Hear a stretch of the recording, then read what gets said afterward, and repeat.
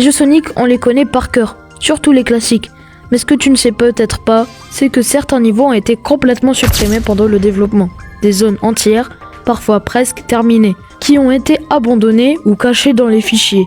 Et dans certains cas, Sega les a même ramenés des années plus tard. Alors aujourd'hui, je te montre les niveaux perdus de la saga Sonic, avec des secrets, des easter eggs, et même des persos jouables supprimés. Accroche-toi, il y a des trucs de fou.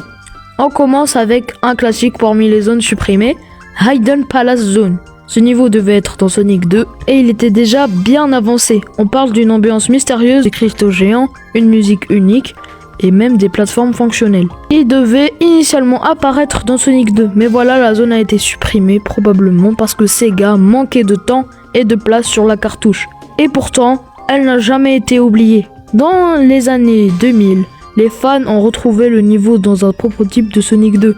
Et en 2013, Sega l'a carrément recréé dans la version mobile du jeu. Hidden Palace est devenu une vraie légende chez les fans. Autre zone abandonnée de Sonic 2, c'est Dust Hill Zone. C'est une zone désertique prévue pour la version Mega Drive.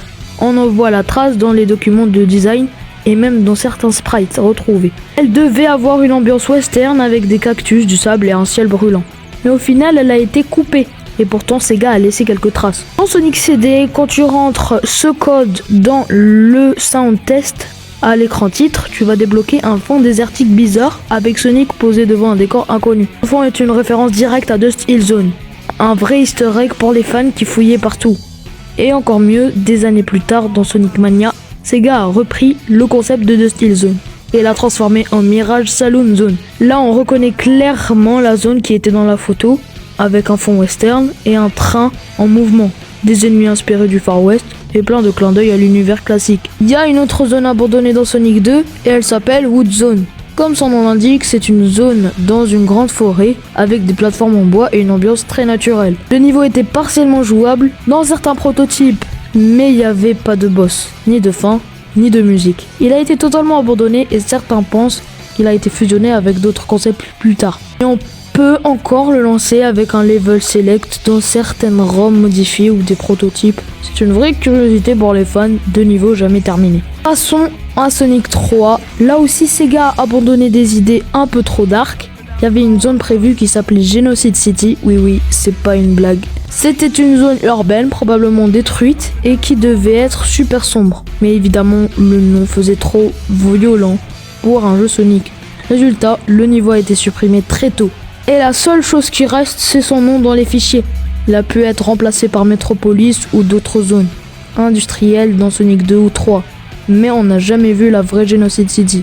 Là on passe à la 3D avec Sonic Adventure et là c'est pas des niveaux abandonnés, mais c'est des zones avec d'autres styles. Par exemple on a le niveau de Mystic Ruins qui avait tout un autre style qu'on peut voir dans cette cinématique. Et enfin petit bonus avec Sonic Unleashed. Au tout début du développement, le jeu devait être encore plus ambitieux. Knuckles et Shadow étaient prévus comme les personnages jouables. L'histoire devait intégrer plusieurs personnages, un peu comme Sonic Heroes. Mais Sega a changé d'avis pour se concentrer uniquement sur Sonic et le Hedgehog. Résultat, on n'a aucune trace jouable de Knuckles ou Shadow dans le jeu, mais certains dialogues coupés sont référence à eux. Franchement, imagine Sonic Unleashed avec Shadow qui fonce dans les niveaux nocturnes. Et voilà pour ce tour des zones et des idées supprimées dans les jeux Sonic. C'est ouf de voir à quel point il y avait plein de contenus qu'on n'a jamais pu voir ou qu'on a redécouvert des années plus tard grâce aux fans. Et toi, il y a des niveaux ou un personnage supprimé que tu aimerais voir revenir? Dis-le moi en commentaire. Et si t'as kiffé la vidéo, lâche un gros pouce bleu comme Sonic le putain d'hérisson.